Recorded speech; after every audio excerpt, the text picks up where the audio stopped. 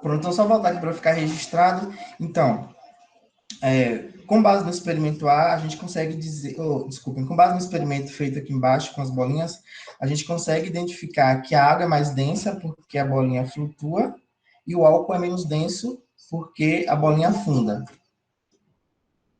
Então, como a gente sabe que aqui os dois líquidos eles possuem a mesma massa, então o mais denso vai ser o que ocupa o volume menor, então o mais denso é a água, e o menos denso vai ser o que ocupa o volume maior. Então, o recipiente A é o recipiente que contém água. E a questão 7, vocês conseguiram fazer? É bem simples, né? Tranquilo. Oi? E aí, Macete? qual que é a substância C? É o clorofórmio. Clorofórmio, porque ele é o mais denso, não Denso. é isso? A substância B é Água. a água e a substância C, desculpa, a substância A, Benzeno. o benzeno. Então, isso mesmo. Então, a substância C é o clorofórmio, é mais denso, então vai ficar embaixo. A substância B é a água, que tem uma densidade intermediária, né, entre os três. E a substância A é o benzeno, que é o menos denso. Alguma dúvida aí? Essa questão, essa questão 8 também é bem simples, é só para comparar as densidades. Então, na tabela abaixo, temos as densidades de alguns materiais sólidos. Se eles forem adicionados à água líquida e pura à temperatura ambiente, qual deles flutuará? Aqui é só observar quais deles têm a densidade menor que da água, não é isso? Então, quais são os materiais que têm densidade menor que a água? Pau-brasil e carvão. Pau-brasil e carvão. Exatamente. Então, todos os outros materiais, o alumínio, o diamante, o chumbo e o mercúrio, eles afundariam, né? Caso fossem adicionados à água. Tranquilo?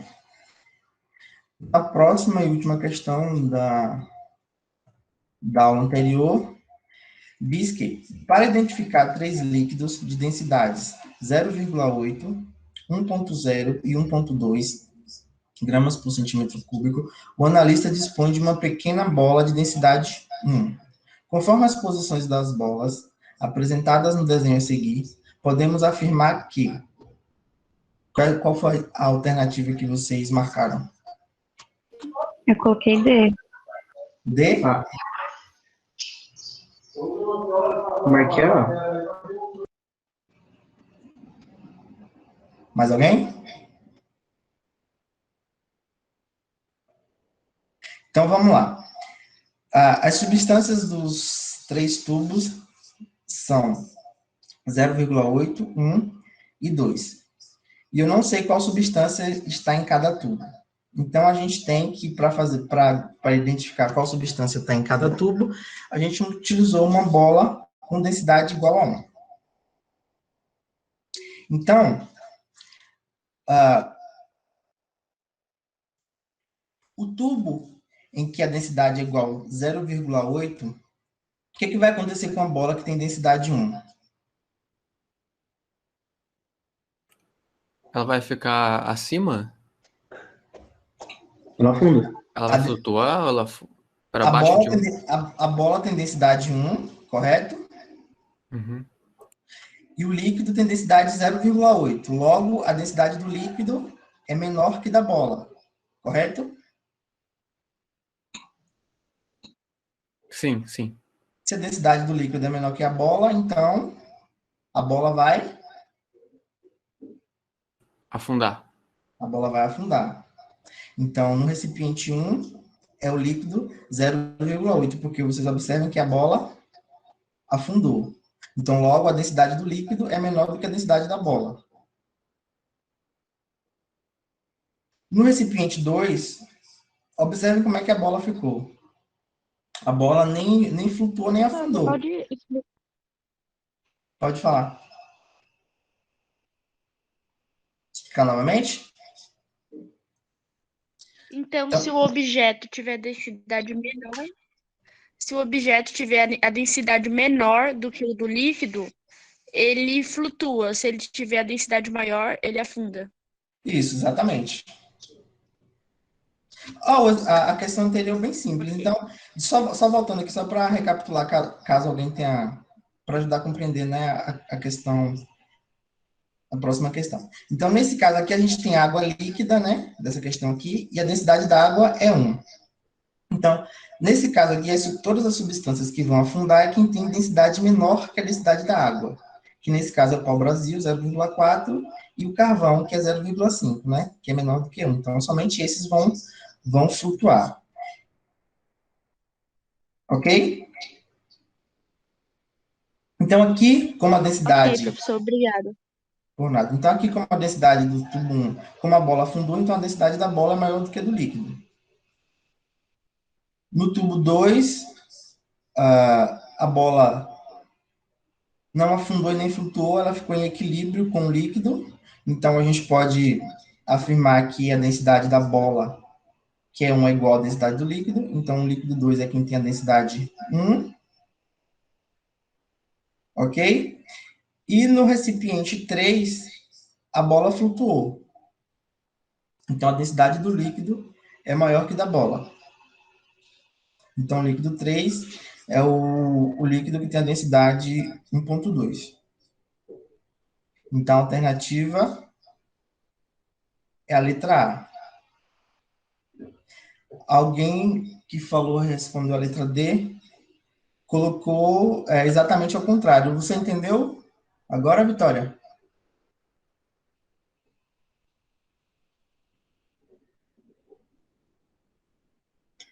Mais ou menos, mas é porque minha net cortou um pouquinho. Mas depois eu revejo, professor, não se preocupa, não. Tá, mas eu vou repetir aqui só rapidinho. Então, aqui, basicamente, o que a gente tem que ver é em qual líquido que a bola vai flutuar ou vai afundar, e com base nisso a gente vai saber qual que é a densidade. Então, no recipiente 1, como a bola afundou, então a bola é mais densa do que o líquido.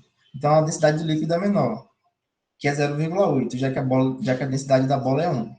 No segundo caso, ficou em equilíbrio, então significa que as densidades são iguais, né? Então, tanto a densidade da bola quanto do líquido é 1, logo o líquido do recipiente 2, a densidade do líquido do recipiente 2 é 1. E no recipiente 3, a bola flutuou, então o líquido tem a densidade maior que da bola. Então a densidade é 1,2, já que a densidade da bola é 1. Ok? Pronto, então, finalizando sobre a aula passada, agora vamos para a aula de hoje. Então, hoje a gente vai falar sobre 3 assuntos, e esses 3 assuntos, eles estão interligados. Então, para você compreender um, você vai ter que compreender o outro também. E eu vou falar de forma bem breve de cada um dos 3, porque vai servir de base para os próximos conteúdos que a gente vai ver. Então, hoje nós vamos falar sobre sistemas homogêneos e sistemas heterogêneos. Vamos falar um pouco sobre a teoria atômica de Dalton e vamos falar também sobre alotropia. Pronto. Então, aqui a gente tem nessa imagem, a gente tem 2 sistemas representados aqui, na figura 17 e na figura 18. Então, no sistema da figura 17, a gente tem um sistema composto por água e areia, e no sistema da figura 18, a gente tem um sistema composto por água e álcool. Então, no caso do sistema da figura 1, a gente pode observar que tem distintamente aqui 2 fases, não é isso? Uma fase que está aqui destacada em marrom, que é a fase que corresponde à areia, e a outra fase em azul, que corresponde à fase da água. Então, nesse caso aqui, a gente tem um sistema homogêneo, porque a gente tem 2 fases distintas, é um sistema bifásico, né, composto por água e areia.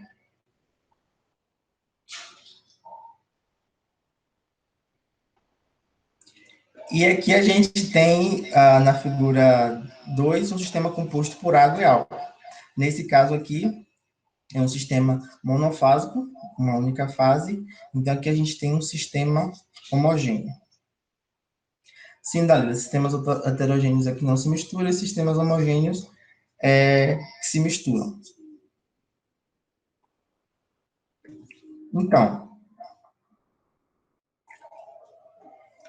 aqui, seguindo com a imagem, a gente tem que, para o sistema heterogêneo, que é esse primeiro aqui, a gente tem que as propriedades das fases, elas são distintas. Então, a propriedade da fase que corresponde à água é diferente das propriedades da fase que corresponde à areia.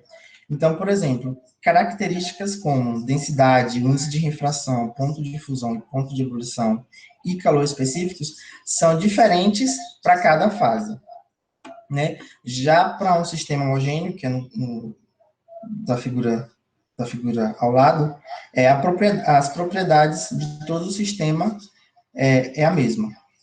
Então, aqui a definição de fase é que toda porção uniforme, visual, química e fisicamente de um sistema é chamada de fase. Então, nesse caso aqui, a gente tem dois sistemas distintos, duas fases distintas, e aqui a gente tem uma fase só. Então, no caso de duas fases, é um sistema homogêneo, e no caso de uma única fase, é um sistema homogêneo, e de duas fases, um sistema heterogêneo.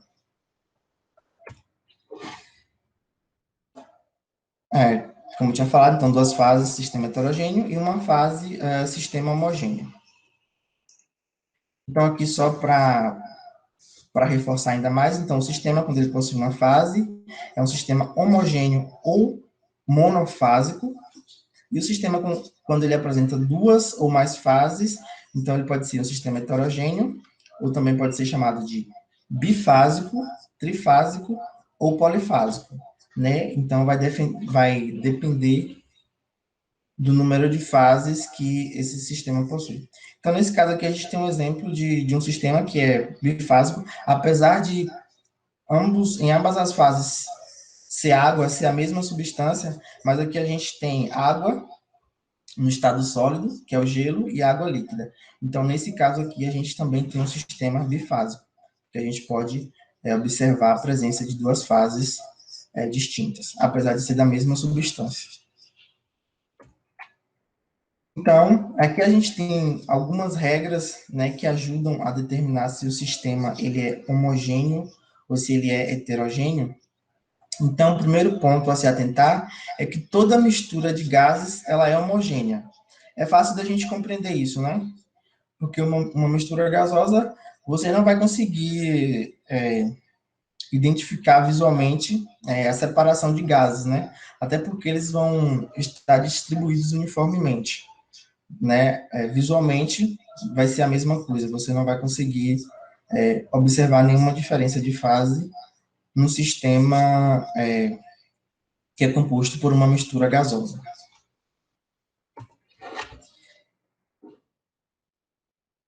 O ponto 2 é que toda mistura entre sólidos é heterogênea, exceto as ligas metálicas.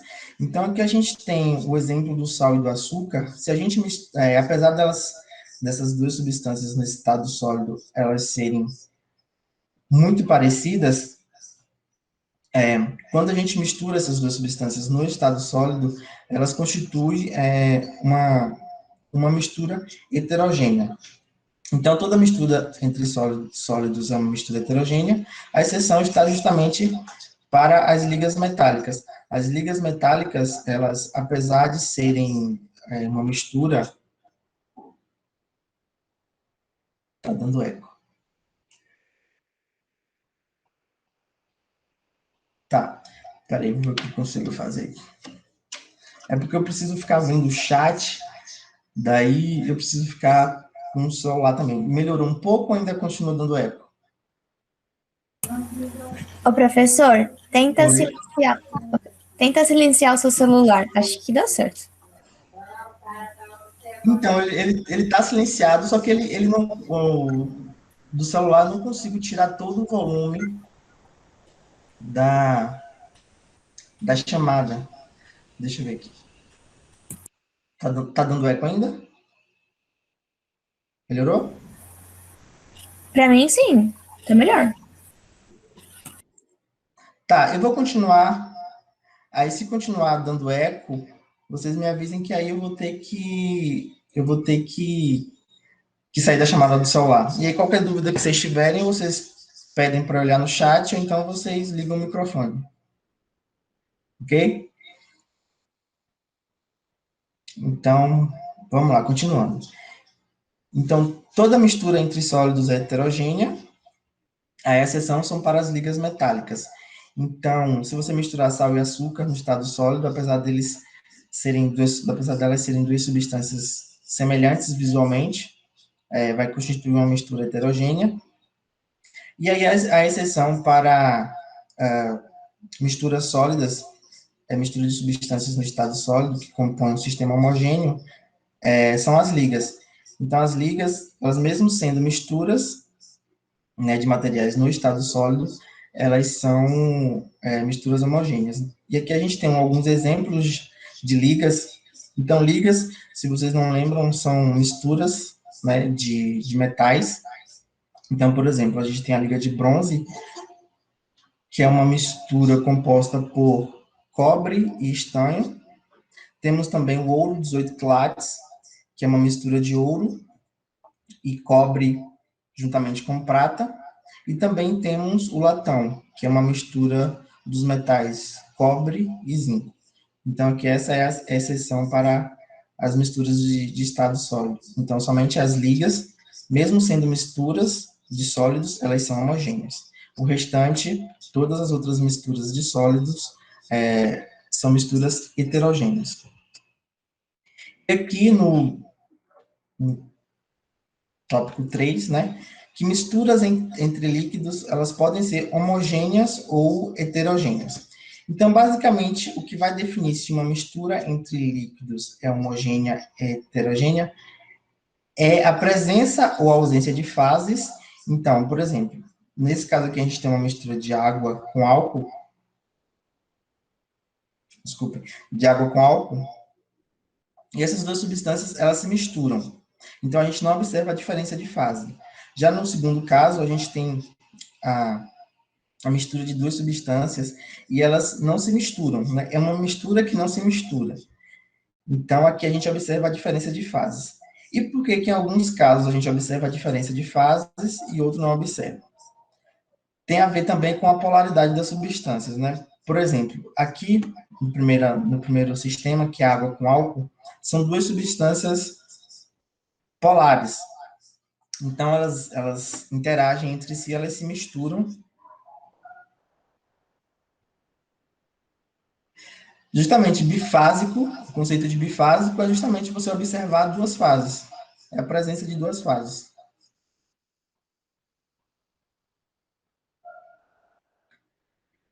Então, quando a gente tem um sistema com duas substâncias com polaridades muito parecidas, então, elas vão se misturar homogeneamente, então a gente vai ver uma fase só.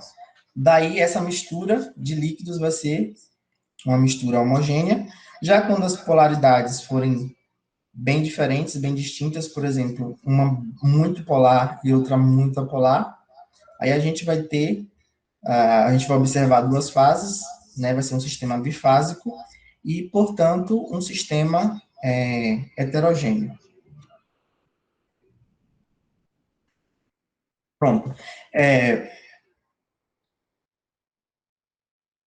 Ficou alguma dúvida nessa parte? Sim, eu não entendi a parte da polaridade. Quando tem mais de uma fase, é porque é heterogêneo, certo? Isso, quando tem mais de uma fase heterogênea. Ok. E aí, onde entra a polaridade aí, que eu não entendi muito bem? Tá, o que você lembra de polaridade? Nada. Sei lá, sal, não sei. Então, tá, eu vou te lembrar de forma bem simples. a respeito de polaridade de substâncias e tudo mais, vai polos negativos e positivos. Da forma como você está falando, Victor, está muito mais relacionado a sistemas elétricos e relacionados à eletricidade. Então, a ideia é um pouco parecida, mas quimicamente falando é bem diferente. Ok? Então, só voltando aqui para dar uma noção de polaridade. Então, vamos falar de água e óleo.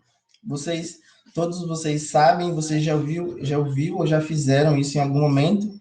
Vocês já observaram que água e óleo não se misturam, correto?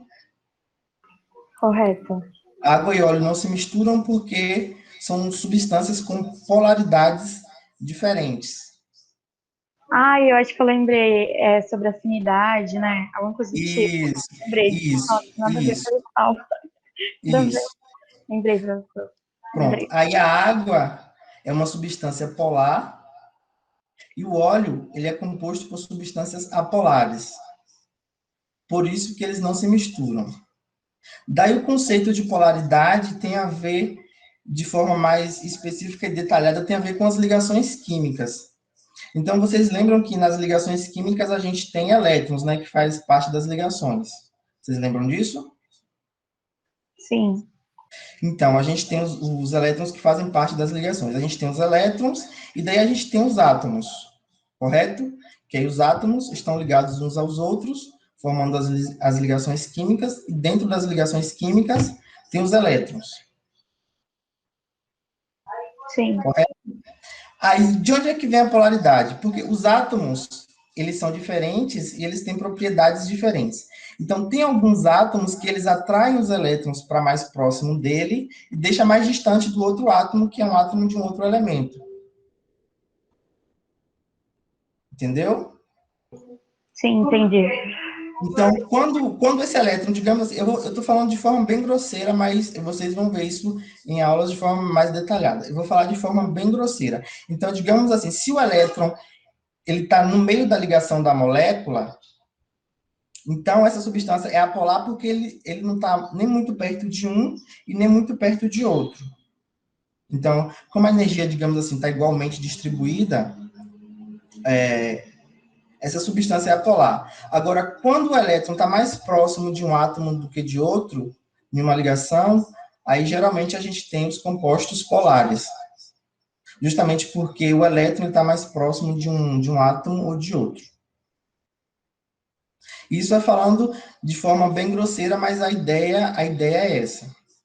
Então, quando a gente, não lembro exatamente na parte de quem que vai ficar isso, mas a gente vai trabalhar isso mais detalhadamente em outras aulas. Entendi, professor. Obrigada. Tá, deixa eu ver aqui. Tem relação com hidrofóbicos tipo não se mistura com água. Sim, tem relação, justamente isso que eu falei. Então, se eu tenho substâncias hidrofóbicas, são substâncias que não têm afinidade com a água, logo elas não vão se misturar.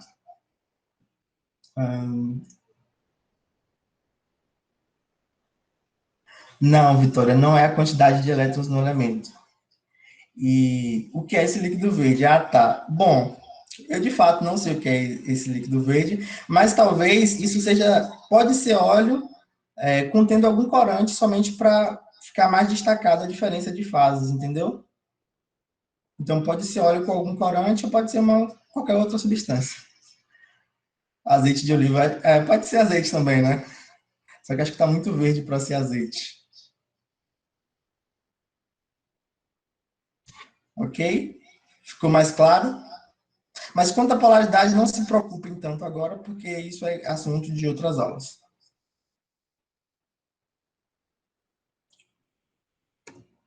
Pronto. Mais alguma dúvida? Posso seguir? Então, vamos falar um pouquinho sobre a teoria atômica de Dalton, que também vai ter uma relação com o que eu vou falar logo depois disso.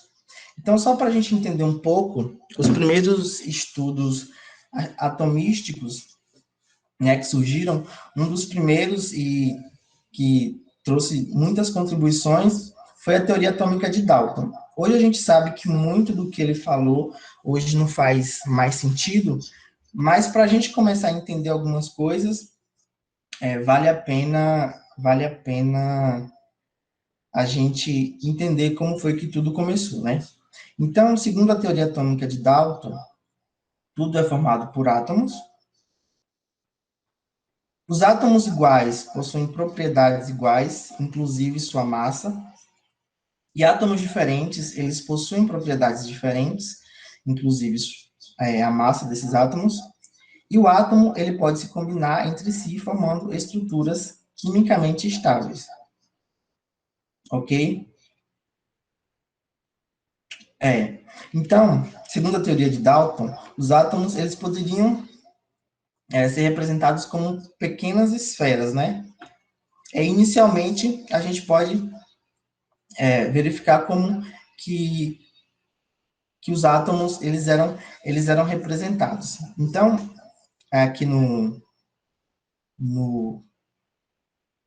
primeiro tópico, a gente tem a representação dos átomos, né? Então, os átomos, eles eram representados por esferas, e essas esferas, elas eram distintas, né, para cada... Qual parte?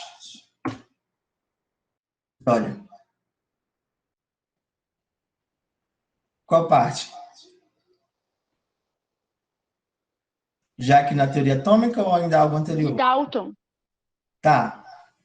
Então, vou A recomeçar aqui. teoria de Dalton. Tá, então vou recomeçar aqui.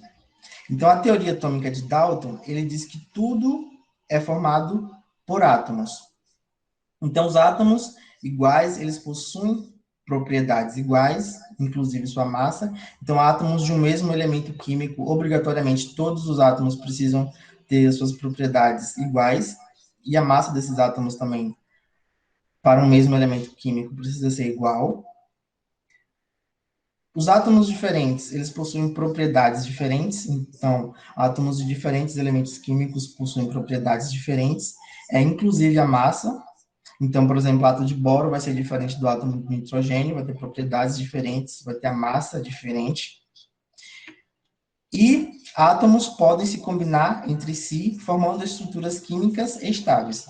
Ou seja, basicamente, um átomo pode combinar com outro, formando novas substâncias, né, a partir dessa combinação.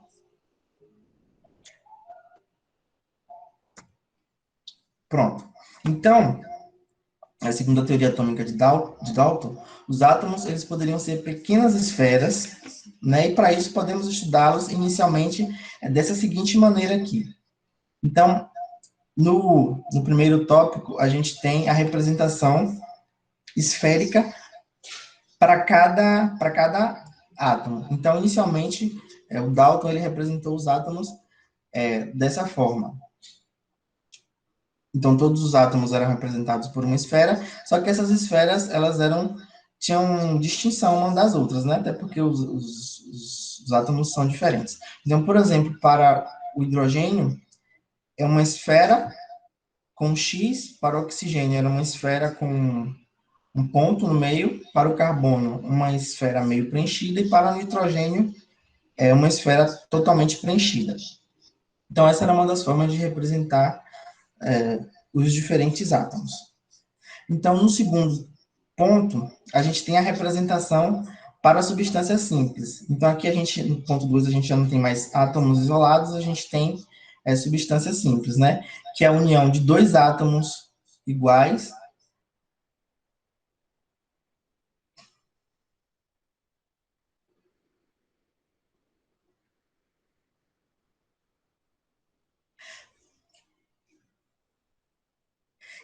Tá. Depois você pode falar o que ele estava certo e o que ele errou. Tá. Na verdade,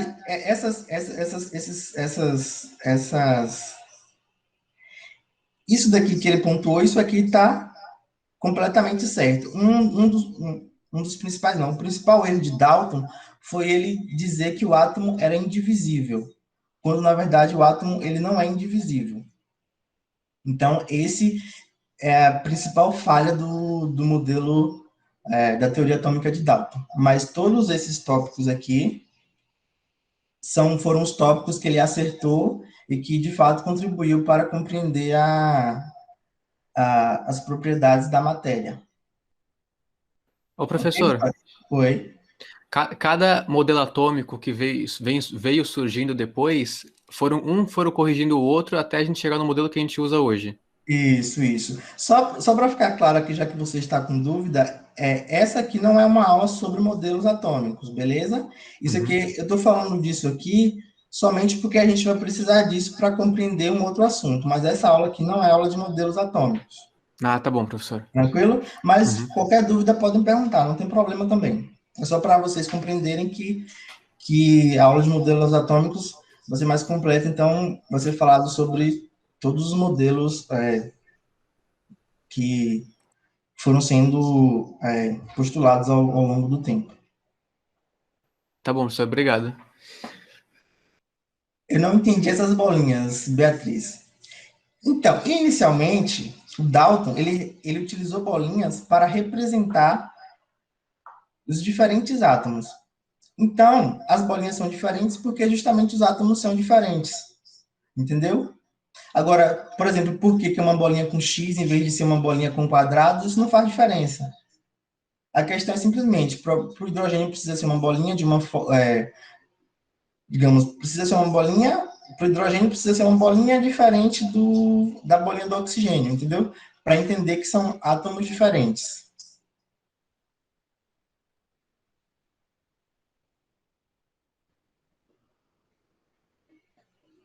Beleza? Pronto. Então, na representação aqui, na representação do tópico 1, a gente tem a representação para os diferentes átomos, já que no segundo tópico a gente tem a representação para substâncias simples. Então, as substâncias simples são a união de átomos iguais. Então, o átomo do hidrogênio, ele se une com outro átomo de hidrogênio, daí forma o gás hidrogênio. Então, é sempre importante a gente lembrar que o átomo de hidrogênio é diferente do gás hidrogênio, beleza? Assim como o gás oxigênio é diferente do átomo oxigênio e do nitrogênio a mesma coisa. Já no tópico 3, a gente tem a representação já para substâncias compostas. Então, a gente tem bolinhas diferentes porque estão representando átomos diferentes. Ok? Então, para a água, a gente tem 3 bolinhas. Então, uma representa a bolinha do oxigênio e outras do hidrogênio. Assim como para a amônia, tem uma do nitrogênio, as outras do hidrogênio. E para o CO2. Já no tópico 4, a gente tem a representação de 2 substâncias simples que interagem, né? A gente tem 2 substâncias simples aqui, no caso, o hidrogênio, uma substância simples é o hidrogênio, outra substância simples o oxigênio, daí elas interagem formando substâncias compostas, né? Aqui no caso, a água.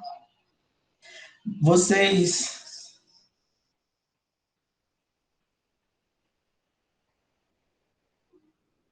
Então, hoje, uma das formas...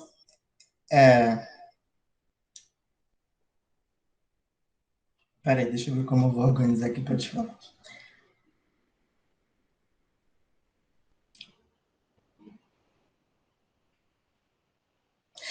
Então, hoje a gente tem diversas formas diversas não, a gente tem algumas formas de representar determinadas substâncias. Então, uma é pela fórmula da substância, e não necessariamente siglas, porque quando eu estou falando de N2, eu não estou falando de uma sigla, eu estou falando de uma fórmula. Mas é representado por uma sigla, realmente os elementos químicos são representados por siglas, né, que são oriundos dos seus nomes. Então, por exemplo, o hidrogênio é representado simplesmente pela letra H. Então, de certa forma, eu posso dizer que é uma sigla também. Mas, por exemplo, o sódio, QNA, aí já é de fato uma sigla porque são duas letras, né? Então, fica mais fácil você, por exemplo, dizer que a sigla do sódio é Na e para o hidrogênio H. Entendeu? Ou ficou confuso?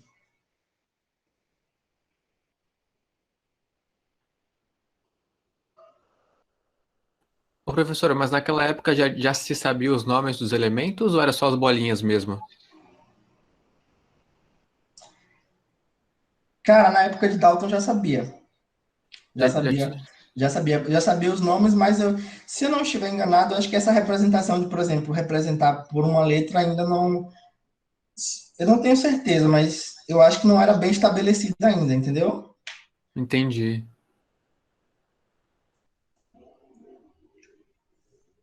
Pronto, mas uma das coisas que eu quero que fique claro aqui, vocês entenderam também o conceito de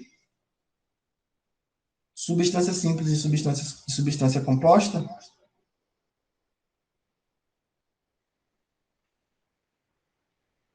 Uma substância simples é uma substância que é composta por um único elemento, e substância composta são substâncias compostas por mais de um elemento. Beleza? Então, aqui ainda. Não, não. Aí já veio com Thomson, que ele que começou a introduzir a carga elétrica na composição do átomo.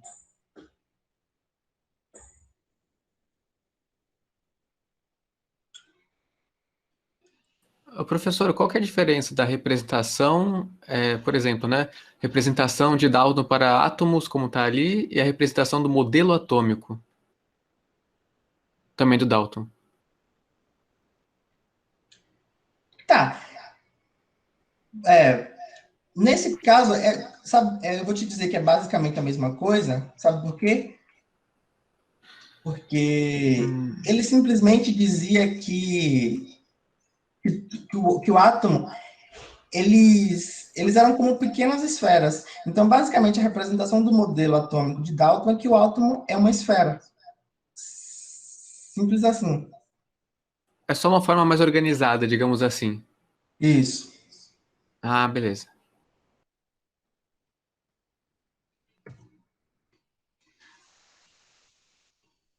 Pronto, então,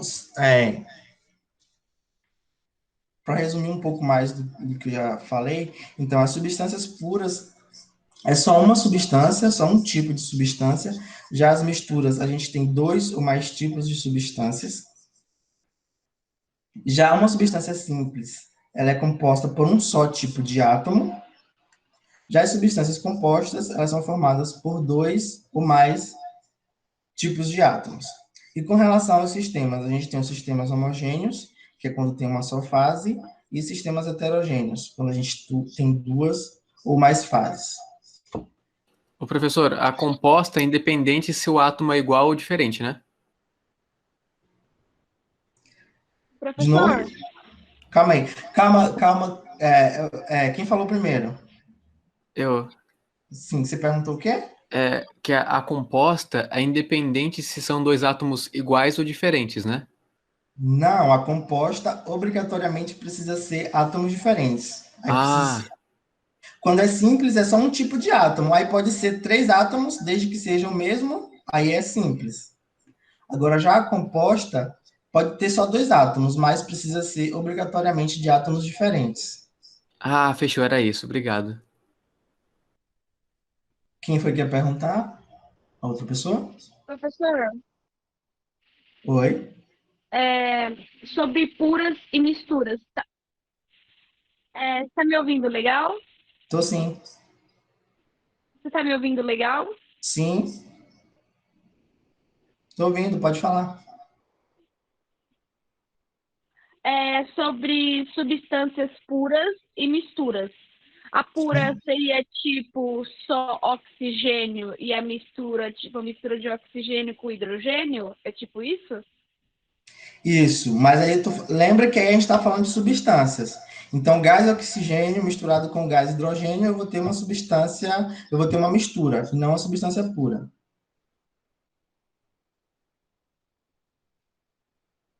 Entendeu? Então, uma substância pura é, por exemplo, o gás oxigênio sozinho. E pura seria se fosse só mais oxigênio puro. Ah, Isso, tá. isso. Uma Entendi. substância pura seria, por exemplo, hidrogênio. Outra substância pura seria oxigênio. Mas se eu tenho hidrogênio e oxigênio misturados, esses dois gases misturados, aí já tem uma mistura. Aí a água não seria pura, então, nesse caso. Não, lembre que a gente está falando, aqui em cima a gente está falando Obrigada. de misturas, né? Uhum. Tipo, de substâncias, e aqui a gente está falando de compostos. Aqui embaixo a gente está falando de compostos. Uhum. Espera aí.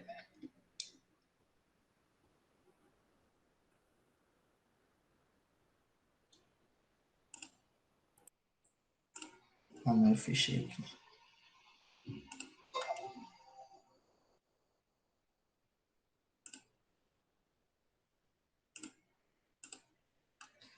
Então, vamos voltar aqui só para não ficar dúvida.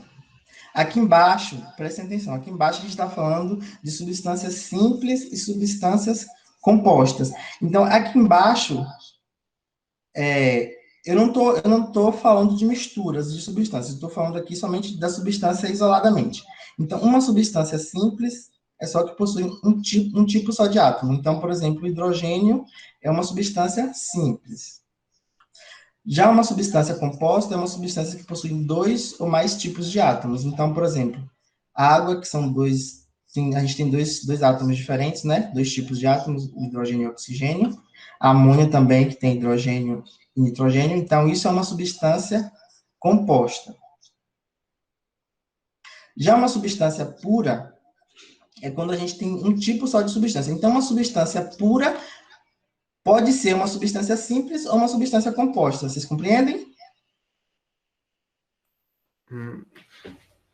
Então, se tiver só água, ela pode ser composta e simples, pura, ao mesmo Ela tempo. pode ser ela pode ser uma substância pura e pode ser uma substância composta. Ok. Porque o puro não é contrário de composta, o puro é o contrário de simples. Ah, sim, é só mais uma classificação, né? Isso. E já a mistura são dois ou mais tipos de substâncias. Já a água, mesmo tendo a água tem dois tipos de átomos diferentes, e não duas substâncias diferentes. Tá claro? Sim, se tivesse com NH3, aí sim seria duas substâncias, né? Isso. Aí Entendi. se tivesse água com NH3, aí seria duas substâncias. Ah, beleza.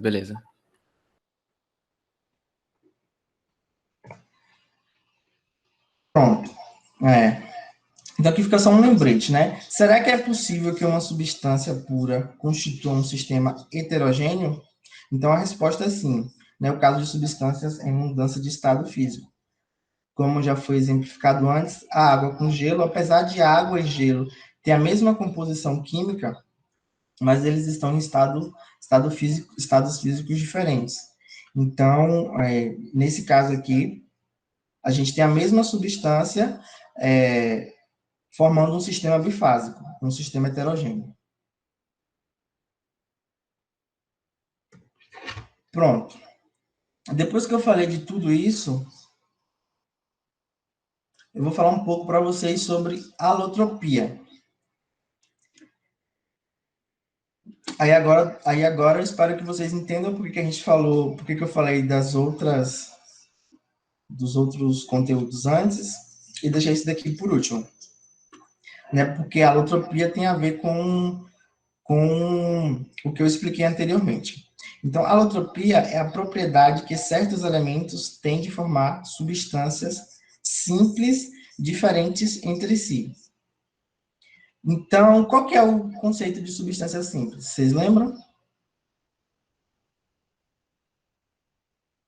Aqui a pergunta, professor, cortou para mim. Qual que é o conceito de substância simples? Só um tipo de átomo. Isso. Então, o carbono, por exemplo, ele forma diferentes substâncias simples. Apesar de ser somente átomos de carbono, mas eles estão, para diferentes compostos, eles estão organizados de formas diferentes, o que vai dar também características diferentes a esses compostos. Então, isso que se chama alotropia. Então, só recapitulando, alotropia é a propriedade que certos elementos têm de formar substâncias simples diferentes entre si. Aí, os principais elementos químicos que têm diferentes formas alotrópicas são carbono, oxigênio, o fósforo e o enxofre. Lembrando que não são só esses, mas esses que no momento sejam mais importantes para que vocês saibam. Professor, mas isso é só para Dalton ou para todos? Isso o quê?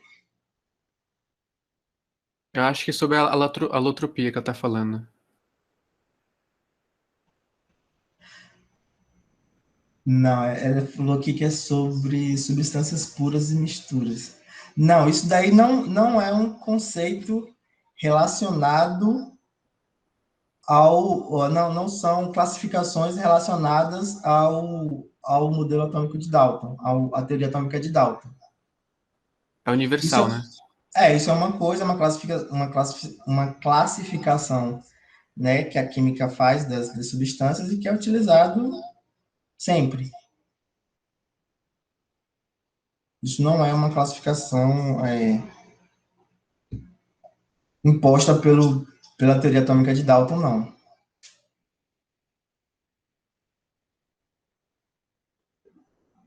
Ok?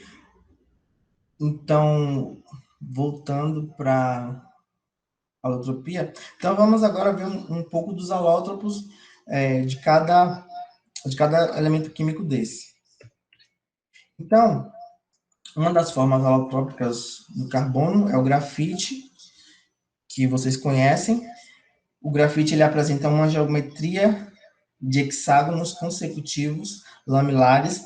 Então, os átomos de carbono na estrutura do grafite, ele está organizado dessa forma aqui, formando esses hexágonos, né? E formando essa estrutura planar. Então, os átomos de carbono no grafite, eles estão organizados dessa forma. Um outro alótropo do carbono é o diamante. Então, no diamante também a gente só tem átomos de carbono na sua estrutura, e ele já é organizado de uma forma diferente. Os átomos eles estão organizados de uma forma diferente da forma com que está organizado no grafite. Então, aqui no grafite a gente tem uma geometria de hexágonos, já aqui no diamante a gente tem uma estrutura tetraédrica. Então, essa é a diferença na organização entre os átomos de carbono no grafite e carbono no diamante. Ainda tem uma outra forma alotrópica. Alotropias são estruturas. A Laís está perguntando.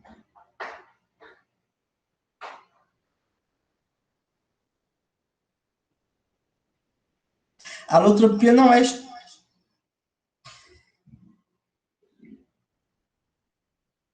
Pensa assim, que a alotropia... Porque se você está falando de estrutura, parece que são substâncias diferentes, mas não. Pensa assim, que a alotropia é uma forma diferente de organização dos átomos para o mesmo elemento químico. Então, no grafite... Tá, então eu vou voltar de novo. A alotropia é a propriedade que certos elementos têm de formar substâncias simples diferentes entre si. Então, a gente vai analisar o caso do carbono. O carbono, ele tem vários alótropos. Então, os alótropos são compostos que possuem o mesmo elemento químico na sua composição, e a diferença vai estar na organização dos seus átomos.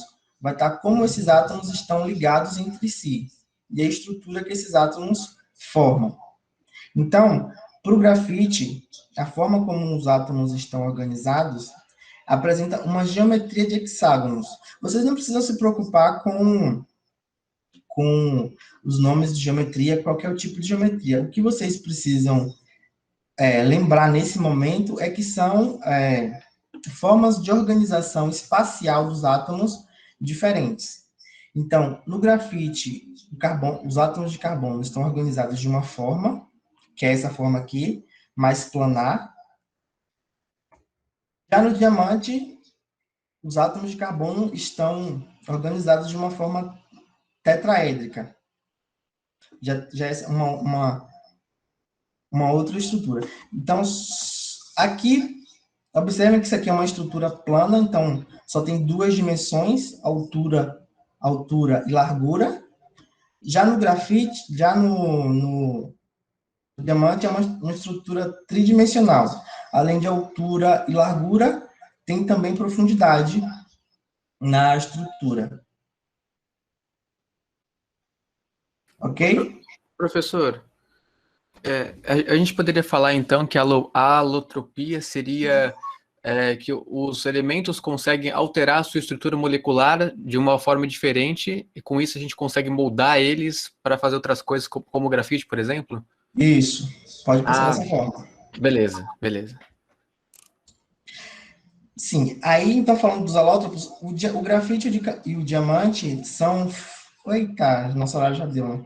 Então, eu vou só terminar aqui de falar do carbono, do grafite e do diamante rapidão, e na próxima aula a gente retoma. Então, a forma alotrópica grafite e diamante são formas naturais, então a gente encontra grafite e diamante na natureza, porém a gente tem outras formas alotrópicas do carbono que são formas sintéticas, como os fluorenos, que são produzidos em laboratório, e também os nanotubos de carbono, que são formas sintéticas produzidas em laboratório. Ok? Vocês ficaram com alguma dúvida? Na próxima aula a gente retoma, e aí a gente conclui essa parte e faz alguns exercícios. Vocês têm alguma dúvida? Querem falar alguma coisa?